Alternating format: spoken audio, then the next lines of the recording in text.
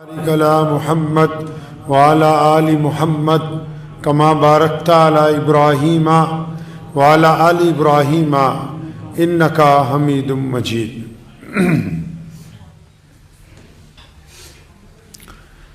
डर के सोते ही नहीं रात को मिर्ज़ा मुर्तद, डर के सोते ही नहीं रात को मिर्ज़ा मुर्तद, आंख लगती है तो अहरार नजर आते हैं।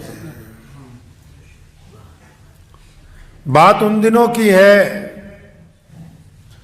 जब 1857 की जंग आज़ादी नाकाम होने के बाद पूरे देश में अंग्रेज ने हजारों लोगों को फांसी दी, और जिन लोगों को फांसी दी उनमें बड़ी तादाद उस वक्त के मौलवियों की थी, और माहौल ऐसा हो गया पूरे मुल्क का कि अंग्रेज को लगने लगा कि अब वो वक्त आ गया है कि जब तक दुनिया है तब तक अंग्रेजों का ही शासन रहेगा इस देश पे। 1857 के बाद कुछ वक्त गुजरता गया तो मलका बरतानिया ने गुरदासपुर की कचहरी में काम करने वाले एक मुलाजिम को, जो कि एक आंख से काना था, जिसकी अपने खानदान में, मोहल्ले में, माशरे में कोई बड़ी हैसियत नहीं थी, तो उसको इस काम के लिए तैयार किया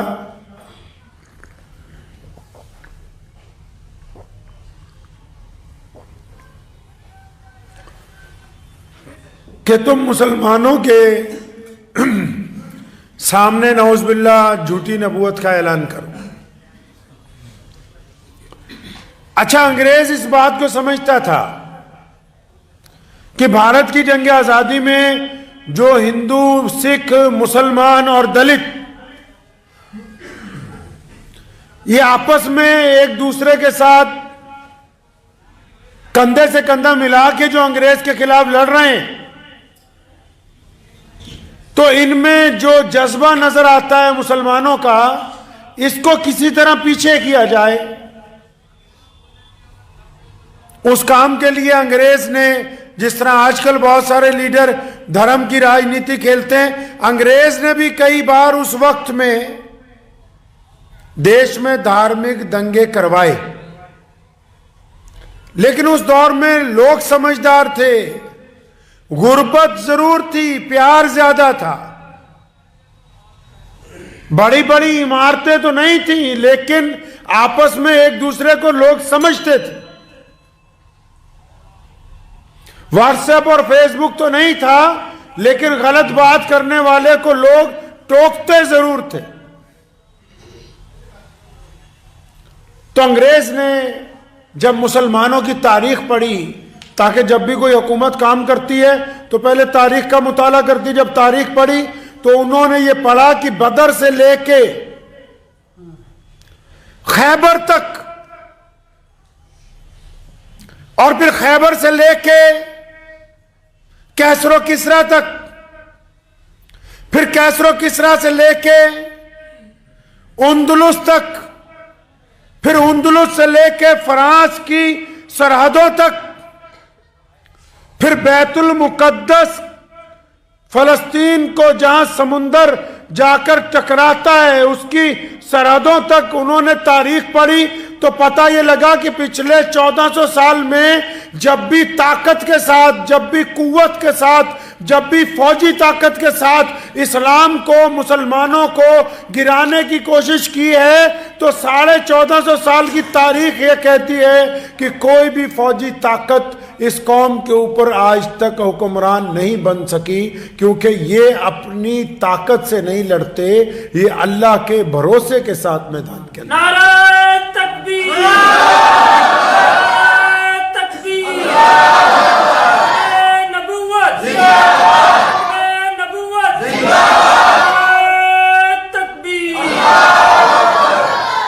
कि जब अंग्रेज को ये पता लग गया, समझ आ गई बात कि भी लड़ने से कुछ नहीं होगा, लड़ने से तो ये तहरीक रुक नहीं सकती, लड़ने से ये देश के लिए कुर्बानियां देनी बंद नहीं करेंगे, लड़ने से ये भगत सिंह की हिमायत से पीछे नहीं हटेंगे, अगर हम सिर्फ इनको मारते रहेंगे तब भी ये सुभाष चंद्र बोस का साथ नहीं छोड़ेंगे, अगर हम इनको अंदर जेलों में देते रहे तब भी ये गांधी के साथ खड़े हुए नजर आते रहेंगे, अगर हम इनको अंदर गिरफ्तार करते रहे तब भी ये सतगुरु प्रताप सिंह के साथ कभी ना कभी मैदान में निकल के हमारे सामने आते रहेंगे। तो फिर मुसलमानों के लिए एक अलग से अंग्रेज ने साजिश तैयार की, उस साजिश का नाम जमाते अहमदिया रखा और उसका जो बानी था मरदूद मिर्जा कादियानी, उसको ये कहा कि तुम झूठी नबूवत का ऐलान कर दो। अब सुने, आम लफ्जों में समझ लीजिए, हम लोग जुमे की नमाज पढ़ रहे हैं यहां पे, या आप अपनी दुकान पे बैठे हैं, या आप कहीं घूमने गए हुए हैं, कोई भी आदमी, चाहे बड़े से बड़ा अफसर हो, कोई वजीर हो, कोई गरीब हो, कोई भी, वो अपने काम में लगा हुआ है, अगर उसको फोन आ जाए कि जनाब तुम्हारे घर पे आग लग गई, क्या करेगा? दुकान पे रहेगा? नमाज ही पढ़ता रहेगा? नहीं, सारे काम छोड़ के पहले अपने घर को बचाने के लिए जाएगा। तो अंग्रेजों ने यह साजिश तैयार की कि अगर नौजुबिल्लाह प्यारे नबी हजरत मोहम्मद रसूलुल्लाह सल्लल्लाहु अलैहि वसल्लम की जगह जबकि कोई आ तो नहीं सकता, लेकिन अगर झूठा ऐलान भी करवा दें तो मुसलमान भारत की जंग आजादी को छोड़ के उस बंदे को पीछे लग जाएंगे कि ये तू क्या बदमाशी कर रहा है, पहले अपना घर बचाएंगे और हमें इस देश में ज्यादा राज करने का मौका मिलेगा। इसलिए मिर्जा कादियानी ने झूठी नबूवत का ऐलान किया। और आप अंदाजा लगाएं, आज भी अगर कोई सरकार, कोई राज्य सरकार हो या बड़ी सरकार हो या बाहर के देशों में जैसे अमेरिका है, फ्रांस है, जो वीटो पावर की ताकत रखते हैं, कोई सरकार अगर किसी बंदे के साथ हो तो उसकी तो चाल ही बदल जाती है। तो मिर्जा गुलाम कादियानी के साथ तो अंग्रेजों का गवर्नर था, अंग्रेज सिपाही थे, अंग्रेज के जितने स्टेट के गवर्नर थे उन सबको पता था कि ये मिर्जा कादियानी हमारा चेला है, हमारा बंदा है, इसको हमने मुसलमानों के खिलाफ लगाया है, ये जहां जाएगा इसकी हिफाजत भी करनी है, इसकी इशाअत भी करनी है। अब जब मिर्जा गुलाम कादियानी ने अपनी शरारतें शुरू की तो फिर अंग्रेजों ने उससे कहलवाना शुरू कर दिया कि जिहाद हराम है, कहलवाना शुरू कर दिया। और आज भी लोगों ने इसके मुतालिक बड़ी अफवाहें उड़ाई कि इस्लाम ने जिहाद के ऐलान किया। इस्लाम ने जिहाद का ऐलान उन मजलूम गरीब मुस्तहिक लोगों के लिए, उन आतंकवादियों के खिलाफ किया है, उन गैरों के खिलाफ किया जो दूसरों की बेटियों की इज्जतें लूटते थे। किसी निहत्थे को मारने का नाम इस्लाम ने जिहाद नहीं दिया। तो मिर्जा गुलाम कादियानी को अंग्रेज ने लगाया, इश्तिहार छापने शुरू किए मिर्जे की तरफ से कि अंग्रेज बहुत अच्छे हैं, अंग्रेजों की सरकार बहुत अच्छी है, अंग्रेजों की मलका बहुत अच्छी है। और क्योंकि जब किसी को सरकारी सरपरस्ती हासिल हो वो ये समझता होता है कि अब मेरे खिलाफ कोई बोलेगा नहीं। लेकिन मौलाना शाह मोहम्मद साहब लुधियानवी रहमतुल्लाह अलैह ने और उनके भाई मौलाना शाह अब्दुल्ला लुधियानवी रहमतुल्लाह अलैह और उनके भाई मौलाना शाह अब्दुल अजीज लुधियानवी, इन तीनों ने डंके की चोट पर ऐसे वक्त में ऐलान किया जब लोग अंग्रेज से थर-थर कांप रहे थे, जब लोग अंग्रेज की नौकरियां ले रहे थे, जब लोग अंग्रेज से सर का लकब हासिल कर रहे थे, जब लोग अंग्रेज की अदालतों में जज और काजी की नौकरी तलाश कर रहे थे, उस दौर में जब अच्छे अच्छों के पैर हिल गए थे, तब इन्होंने ऐलान किया कि दुनिया जाए इधर से उधर हो जाए, मुहम्मदुर रसूलुल्लाह की जगह अगर कोई झूठा नबी लेके आओगे तो क़यामत तो आ सकती है, उसको नबी बर्दाश्त नहीं किया जाएगा। नारा तकबीर, नारा तकबीर, नबूवत, नबूवत, नारा तकबीर। अंग्रेज के खिलाफ यह जबरदस्त चोट थी। धचका लग गया अंग्रेजों को कि हमने तो समझा था कि हमारे इस तुरब के पत्ते के खिलाफ कोई बोलेगा नहीं, कोई टोकेगा नहीं। फिर अंग्रेज ने फितना शुरू किया हिंदुस्तान के लोगों में कि जो आजादी की लड़ाई लड़ भी रहे हैं ना, उनमें अपने मुखबर अपने टोटी भेजे। ये मिर्जा गुलाम कादियानी भी अंग्रेज का टोटी था, अपने टोटी भेजे। हिंदू भाइयों को यह कहा कि मुसलमानों के साथ मिलकर आजादी में न लड़ना, मुसलमानों को यह कहा हिंदुओं के साथ मिलकर न लड़ना, सिखों को समझाया कि इनके खिलाफ आपस के अंदर ना लड़ना। जब इन सबको कहा तो फिर मौलाना शाह मोहम्मद लुधियानवी ने अंग्रेज की इस चाल को भी पहचाना, और उस दौर में जब पूरा मुल्क चुप था तो फिर दूसरा फतवा, पहला फतवा तो यह दिया कि मिर्जा कादियानी मुर्तद है।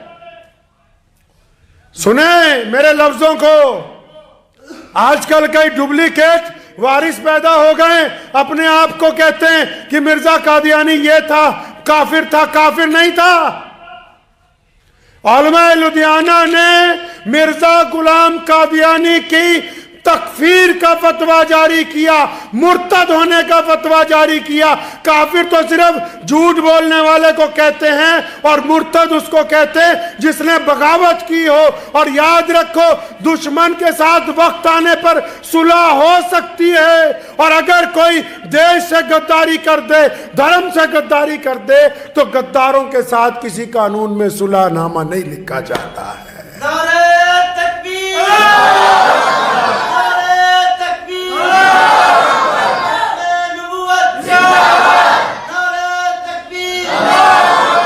हमारे देश का भी यही कानून है जहां हम पैदा हुए हैं। अगर कोई आदमी कोई चुनी हुई सरकार के खिलाफ बोले तो कोई बात नहीं, अखबार वाले भी खबर छाप देते हैं कि इसने फलां बयान दिया सरकार की नीतियों के खिलाफ। और अगर कोई देश के खिलाफ बोले, अगर कोई अपने ही देश की मिट्टी के खिलाफ बोलने की कोशिश करे, अपने ही देश के कानून को तोड़ने की कोशिश करे, हमारी पार्लियामेंट ये कहती है, हमारा दस्तूर ये कहता है, हमारा आईन ये कहता है कि आप किसी पार्टी की सरकार बनने पर नीतियों की मुखालफत तो कर सकते हो, लेकिन अपने मुल्क से गद्दारी नहीं कर सकते। मिर्जा गुलाम कादियानी और उसके चेले इस्लाम के मुखालिफ नहीं, इस्लाम के और हमारे देश के गद्दार हैं। इस लफ्ज को अपने दिल की तख्ती पर लिख के रखिएगा पहले। खैर, लेकिन मैं किस्सा सुना रहा था आपको क्योंकि आज मजलिस अहरार को 94 साल हो गए और माशाल्लाह बथेरी जमातें आई चली गई। अहरार के खून में आज भी वही गर्मी है। बथेरे लोग आए और चले गए, लेकिन पूरे मुल्क में नस्ल दर नस्ल हिंदो पाक में मजलिस अहरार के जो अरकान हैं वो आज भी खत्म नबूवत सल्लल्लाहु अलैहि वसल्लम पर किसी के साथ कोई समझौता बर्दाश्त नहीं करते। और इस हद तक हैं कि अगर कोई मुर्तद कादियानी के साथ सलाम दुआ रखता हो तो हम उससे भी सलाम दुआ नहीं रखना चाहते, क्योंकि जो मोहम्मद रसूलुल्लाह के दुश्मन के साथ बैठना कुछ बात नहीं समझता हो, इस्लाम कहता है कि वो भी इस्लाम से खारिज है। ऐसे इंसान के साथ भी ताल्लुक रखना जायज नहीं है। वक्त गुजरता गया, अंग्रेज इसको हवा देते रहे, हवा बना दिया कादियानियों का पूरे देश में। जब पूरे देश में हवा बनने लगा, मुसलमानों के ईमान पर खतरा डगमगाने लगा, तो फिर एक बुजुर्ग उठे। उनका नाम था हजरत मौलाना सैयद अल्लामा अनवर शाह कश्मीरी रहमतुल्लाह अलैह। उन्होंने इस तकलीफ को महसूस किया कि ये क्या हो रहा है। अंग्रेज मुसलमानों के खिलाफ इतनी बड़ी साजिश लेके आ रहा है। उनके शागिर्द थे जो लोग उनके पास पढ़ते थे दारुल देवबंद में।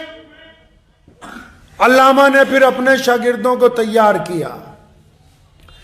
शागिर्दों को परखा तो एक शागिर्द पर नजर पड़ गई। कौन सा शागिर्द?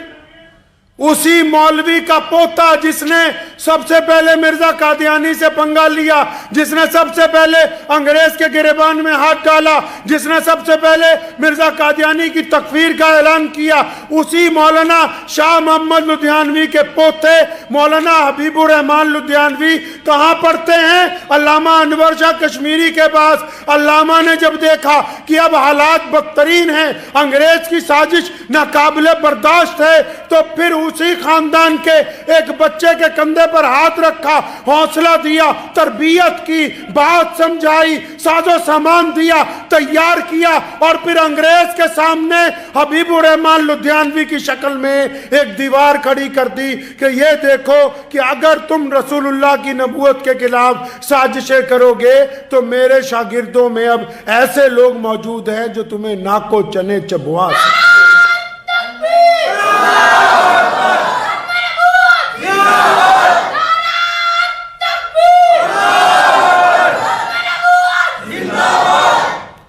अल्लामा अनवर शाह कश्मीरी रहमतुल्लाह अलैह बस यहीं पर नहीं रुके। अल्लामा ने उस वक्त के तमाम अकाबिर उलमा को चिट्ठी लिखी और यहां तक फरमाया कि अगर हम खत्मे नबूवत सल्लल्लाहु अलैहि वसल्लम की हिफाजत नहीं कर सके, अगर हम ताजे नबूवत की हिफाजत नहीं कर सके, तो खुदा की कसम गली का कुत्ता हमसे बेहतर है।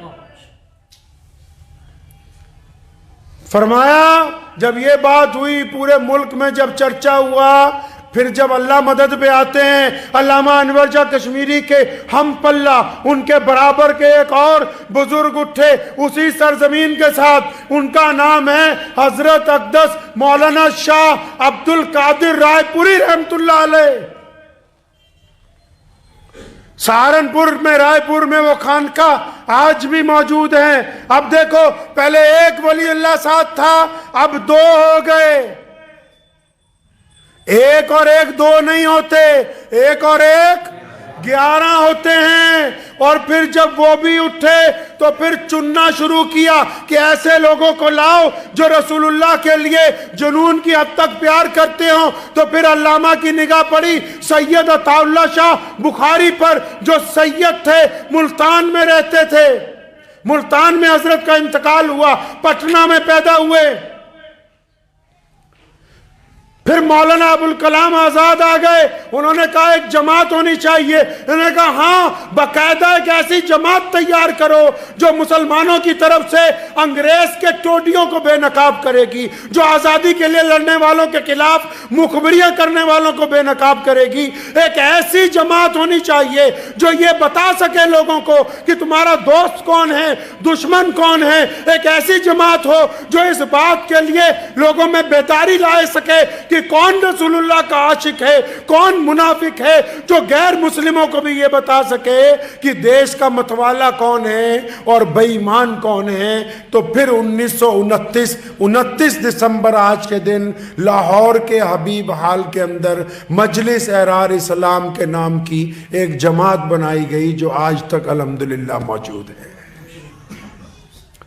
जिसके बानी रईसुल एहरार हजरत मौलाना हबीबुर रहमान लुधियानवी अव्वल रहमतुल्लाह अलैह, अमीर शरीयत सैयद अताउल्लाह शाह बुखारी रहमतुल्लाह अलैह, चौधरी अफजुल हक साहब मरहूम रहमतुल्लाह अलैह, मास्टर ताजुद्दीन साहब अंसारी लुधियानवी रहमतुल्लाह अलैह, शेख हसामुद्दीन साहब रहमतुल्लाह अलैह, मौलाना मजहर अली अजहर।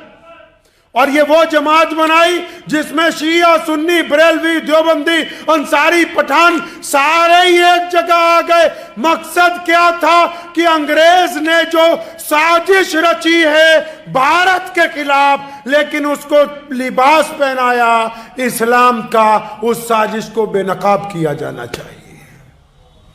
और फिर ये जो मजलिस एहरार वाले हैं ना, यहीं पर नहीं रुके। अंग्रेज वायसराय ने एक कमेटी बना दी, उसका नाम रखा कश्मीर कमेटी। अल्लामा इकबाल को उसका मेंबर बना दिया। इकबाल मुसलमानों की रूह था, इकबाल मुसलमानों की आवाज था, इकबाल मुसलमानों का दिल था, इकबाल मुसलमानों की आंखें थी। और जब मिर्जा मसरूर को, मिर्जा कादियानी के जो पोता था, उस मरदूद को इस कमेटी के अंदर रखा, अल्लामा इकबाल को भी रखा। मतलब यह था कि जो कश्मीर के मुसलमान हैं पहले इनको कादियानी बनाओ ताकि इनका मजहब तब्दील कर दिया जाए। जब उस कश्मीर कमेटी का पहला इजलास होना था अभी श्रीनगर में, अल्लामा इकबाल लाहौर में मौजूद थे। हजरत मौलाना शाह अब्दुल कादिर रायपुरी, जो लोग नहीं जानते उनको बता दूं, अब्दुल कादिर रायपुरी उस जात का नाम है जो पीर हैं बहुत बड़े, और फिर मुसलमानों के आम पीर नहीं, वो पीर हैं कारी तैयब साहब रहमतुल्लाह अलैह के, वो पीर हैं अताउल्लाह शाह बुखारी के, वो पीर हैं हबीबुर रहमान लुधियानवी के, वो पीर हैं शेख जकरिया के, वो पीर हैं उलमा देवबंद के, वो पीर हैं मौलाना अली मियां नदवी के, वो पीर हैं बड़े बड़े मौलवियों के, कोई आम बुजुर्ग नहीं है। हजरत वहां तशरीफ रखते थे लाहौर में, अल्लामा इकबाल मिलने के लिए जा रहे थे उनको, उनके कमरे में से मौलाना हबीबुर रहमान लुधियानवी रईसुल अहरार निकल रहे थे। इकबाल को देखा, इकबाल भी रईसुल अहरार को जानता था, मोहब्बत करता था। मौलाना सलाम, वालेकुम सलाम। इकबाल का जी मौलाना। वो फरमाया पीर अब्दुल कादिर रायपुरी तो तुझसे नाराज है। फरमाया हजरत क्या बात है? हाँ, तूने कादियानियों की कमेटी की मेंबरशिप नहीं ले ली। उसी वक्त अल्लामा इकबाल वापस चले गए। अंदर जाके बाकी मौलवियों ने शोर मचा दिया। हजरत रायपुरी रहमतुल्लाह अलैह को कहा कि वो जो आपका चहेता है ना, जो आपका सबसे करीबी चहेता है, जिसको आप हमेशा सर पर रखते हो, जिसकी जमात का डंका बजाते हो 24 घंटे, उसने अल्लामा इकबाल को नाराज कर दिया। फिर क्या हुआ? फरमाया हजरत वो तो अल्लामा आपसे मिलने आ रहे थे, मौलाना हबीबुर रहमान लुधियानवी ने रास्ते में कह दिया कि कश्मीर कमेटी के मेंबर बन गए, कादियानियों की कमेटी के, हजरत तुझसे नाराज हैं। हजरत ने फरमाया सही कहा है। और उधर क्या हुआ? अल्लामा इकबाल अपने घर पहुंचे, कश्मीर कमेटी से इस्तीफा लिखा, अखबारों को जारी किया प्रेस नोट, और वो छप गया, और इस्तीफा लेके हजरत रायपुरी की खिदमत में हाजिर हुए। फरमाया मैं तो उस तरफ हूं जिस तरफ रसूलुल्लाह सल्लल्लाहु अलैहि वसल्लम के गुलाम हैं। ये किस तरह हो सकता है कि मिर्जा गुलाम कादियानी की औलाद भी उसी कमेटी में रहे और अल्लामा इकबाल भी उसी कमेटी में रहे? नारे तकबीर, नारे तकबीर, नबुव्वत जिंदाबाद, नबुव्वत जिंदाबाद, नारे तकबीर।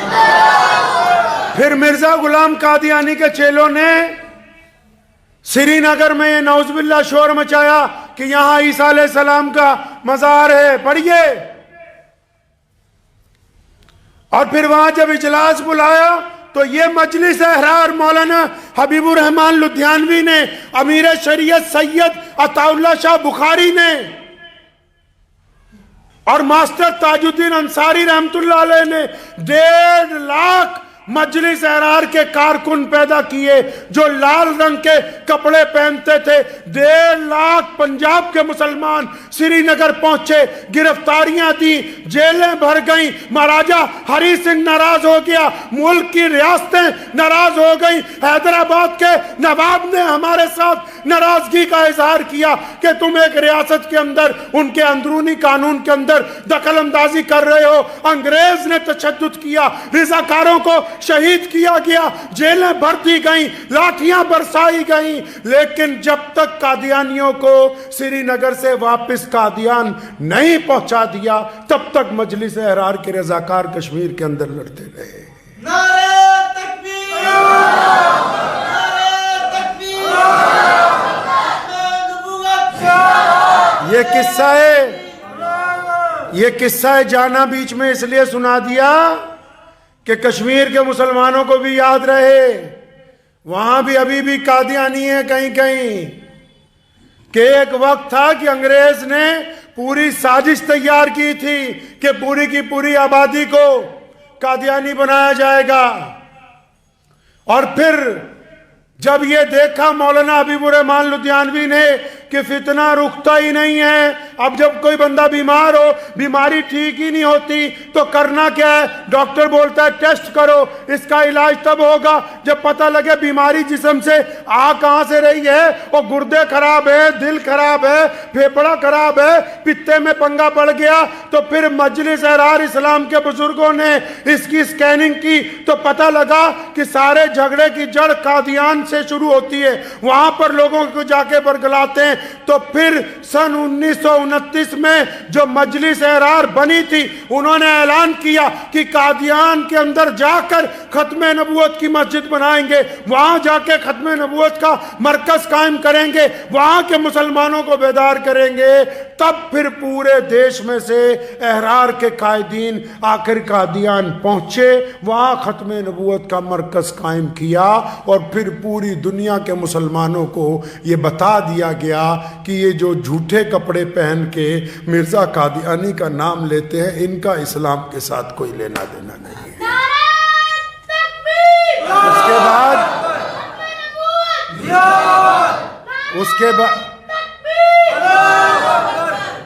उसके बाद कादियानियत बेनकाब हो गई।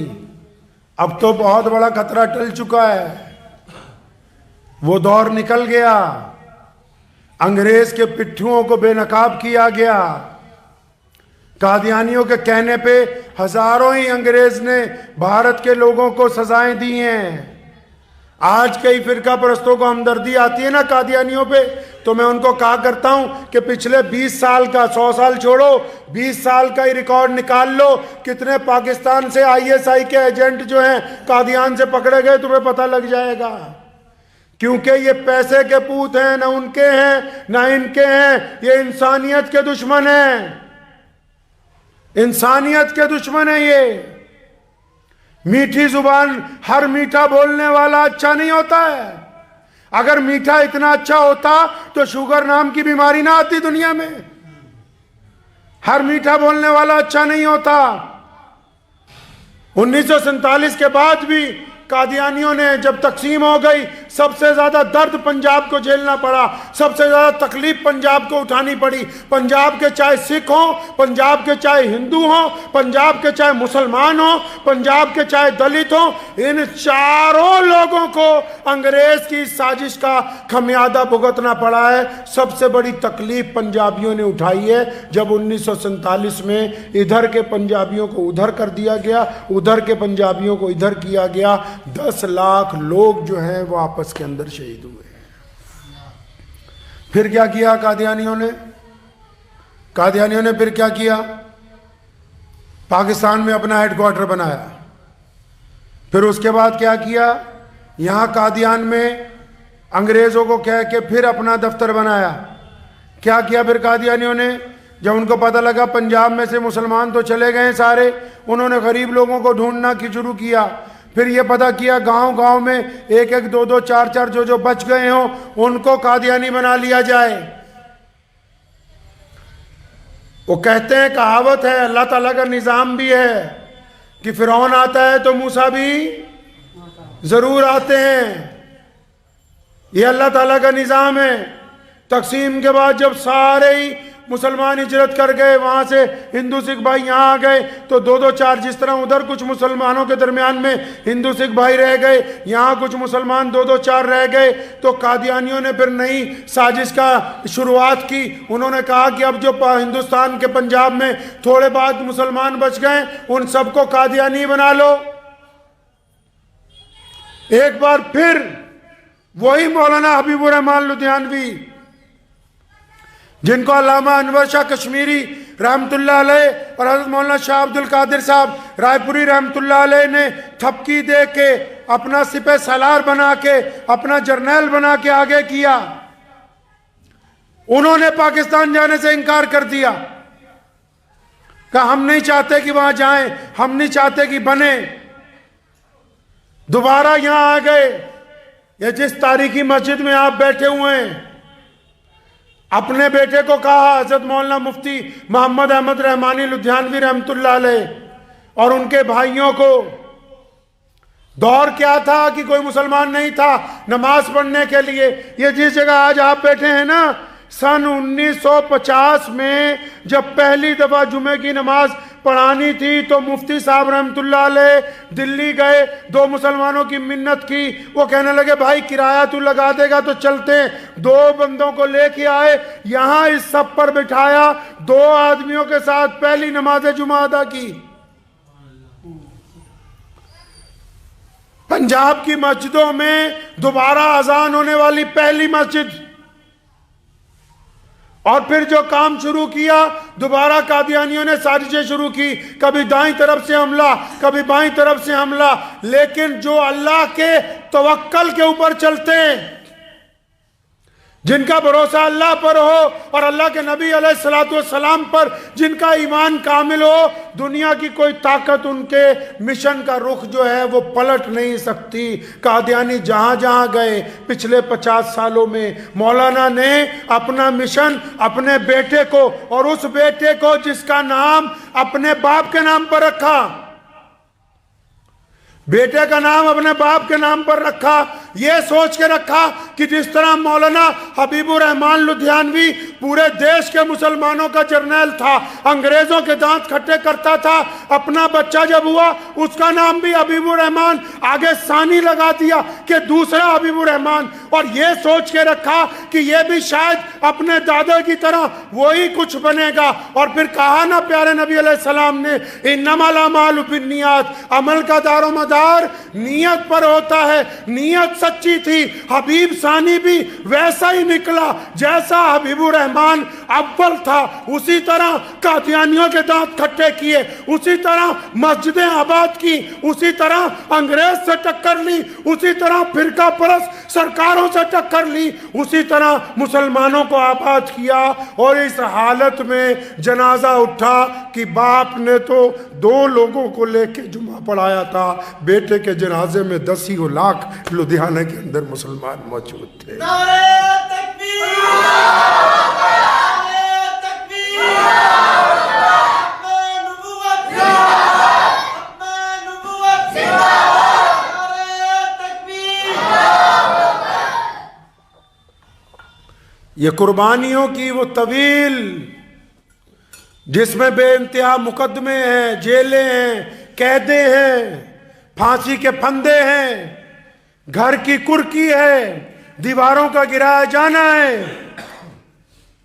लेकिन इतनी लंबी मुसीबतें परेशानियों के बावजूद जो टिके रहते हैं उनको एहरार कहते हैं। एहरार अरब का लफ्ज है, अरबी का। एहरार हुर्रियत से बना। हुर्रियत का मतलब आजाद, मतलब आजाद बंदों की आजाद जमात जो किसी की गुलामी को बर्दाश्त ना करते हो। तभी तो एहरार अंग्रेज के खिलाफ लड़े, तभी तो एहरार कादियानियत के खिलाफ लड़े, तभी तो एहरार मस्जिदों को आबाद करते, तभी तो एहरार गिरते हुए को छाती से लगाते, तभी तो एहरार किसी का जुल्म बर्दाश्त करने के लिए तैयार नहीं है। सिर्फ नाम रखने से कुछ नहीं होता। जिनके किरदार बोलते हैं कि वो एहरार थे, वो कल भी एहरार थे, आज भी एहरार हैं, और क़यामत तक ये एहरार इंशाअल्लाह ताला जिंदा रहेंगे इंशाअल्लाह ताला। क्योंकि एहरार जिस्म का नाम नहीं है, एहरार एक सोच का नाम है, एक मिशन का नाम है, एक इरादे का नाम है। तो मजलिस एहरार के आज 94 साल हो गए, और जितने लोग लुधियाना में रहते हैं मुसलमान, ये तो फितरतन ये एहरारी हैं। क्योंकि जब भी आपको पता है, हम सब लोग जब इकट्ठे होते हैं किसी मामले में, फिर हम ये नहीं देखते कि हम किस मसलक से हैं, किस बरादरी से हैं। हमारा मकसद सिर्फ अल्लाह और उसके रसूल सल्लल्लाहु अलैहि वसल्लम की रज़ा हासिल करना होता है। तो आज मजलिस एहरार के जब 94 साल हुए, हम उन तमाम अकाबरीन को याद करते हैं जिनकी दुआओं की बदौलत और जिनकी सरपरस्ती की बदौलत आज हम सब लोग अल्लाह के फजलो करम से बड़ी आज़ादी के साथ अपने मुल्क के अंदर। एक बात आपको कहता चलूं, बहुत सारे लोग जो हैं क्योंकि नेगेटिव सोचते हैं, मैं किसी की हिमायत के अंदर ये बात नहीं कह रहा हूँ, ये समझ लीजिए आराम से कि हमने अपने देश के लिए जो कुर्बानियाँ दी उसका सबसे बड़ा फायदा यह है कि मुल्क में कानून का राज है, अदालत का राज है। आपको जो बात कहनी है आप सरे बाजार कहते हैं, वरना अंग्रेज का दौर ऐसा था कि इधर आप बात कहते थे और उधर हुकूमत उठा के आपको जेल के अंदर डाल देती। तो अब ये तो बात कहने वालों को सोचना है कि उनमें जज्बा है या नहीं है। अपनी बुज़दिली का इल्ज़ाम किसी हुकूमत पर मत लगाइए। लोगों को, मुल्क को, कौम को, दीन को, शरीयत को आपकी ज़रूरत है, आपके जज्बों की, आपके इखलाक की, आपके किरदार की। तो इसलिए एक बार फिर हम इरादा करते हैं आज के दिन इंशाअल्लाह ताला कि इसी जज्बे के साथ ये मिशन जारी रहेगा, आने वाली नस्लों के अंदर भी जारी रहेगा। और कादियानियत क्या, जितने नए कादियानियों के चेले बने हैं 2-4, वो सारे मिल के भी अगर पूरी ताकत लगा लें, पूरी ताकत लगा लें, तो मैं उन्हें कहना चाहूंगा तारीख पढ़ लें। रईसुल अहरार मौलाना हबीबुर रहमान लुधियानवी जब इस जमीन से उठे थे ना, अंग्रेज से जब टक्कर ली थी, कादियानियों के जब दांत तोड़े थे, तो दुश्मन के साथ साथ अपनों ने भी टांगे खींची थी। तारीख पढ़ लो उठा के। लेकिन जब कोई अल्लाह के भरोसे निकलता है तो फिर टांगे खींचने वालों की परवाह नहीं करते, जब तक नीयत पाक है। आप भी याद रखिएगा इस बात को, जब तक नीयत पाक है, हलक से उतरने वाले लुकमे हलाल के हैं। कोई मर्जी दुश्मन की सफ में जाकर खड़ा हो जाए, दुनिया की सारी ताकतें एक तरफ हैं, अल्लाह की ताकत से फतेह इस्लाम का मुकद्दर है, उसको कोई रोक नहीं सकता। वाखुर